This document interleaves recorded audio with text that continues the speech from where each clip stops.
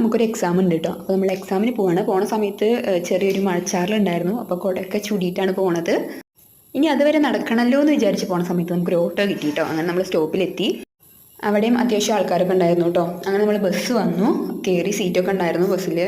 പിന്നെ നമുക്ക് ഇറങ്ങിയിട്ട് ഒന്ന് പ്രിൻ്റ് എടുക്കാനുണ്ടായിരുന്നു കേട്ടോ. അപ്പോൾ പ്രിൻ്റൊക്കെ എടുത്തിട്ട് നമ്മൾ നേരെ പഴയനൊരു സ്കൂളിലേക്കാണ് പോയത്. അവിടെയായിരുന്നു എക്സാം. ഞാൻ ആദ്യമായിട്ട് ആ സ്കൂളിൽ പോകുന്നത് ഞാൻ 7ാം ക്ലാസ്സിൽ പഠിക്കുമ്പോൾ എന്തോ ശാസ്ത്രമേളയ്ക്ക് അങ്ങനെ എന്തിനുമാണ് പോയത്.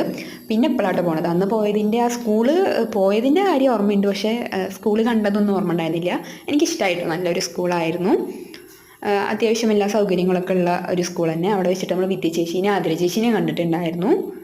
പിന്നെ അതുപോലെ എൻ്റെ ജൂനിയറാണ് കേട്ടോ, അശ്വതി, അവളേനെ കണ്ടിട്ടുണ്ടായിരുന്നു. പിന്നെ ഞങ്ങൾ എക്സാമൊക്കെ കഴിഞ്ഞിട്ട് ഒരു കോഫി കുടിക്കാൻ വേണ്ടി കയറി കേട്ടോ. അങ്ങനെ അതും കഴിഞ്ഞ് നമ്മൾ നേരെ സ്റ്റാൻഡിലേക്ക് വന്നിട്ട് അവിടെ നിന്ന് ബസ് കയറി വരിക കേട്ടോ ചെയ്തത്. ഇപ്പോൾ നമുക്ക് സീറ്റൊക്കെ കിട്ടി, കുഴപ്പമൊന്നും ഉണ്ടായിരുന്നില്ല. തിരിച്ചു വരുമ്പോൾ മഴയുണ്ടായിരുന്നില്ല കേട്ടോ, നല്ല കാലാവസ്ഥ തന്നെയായിരുന്നു. അങ്ങനെ അമ്മൂമ്മ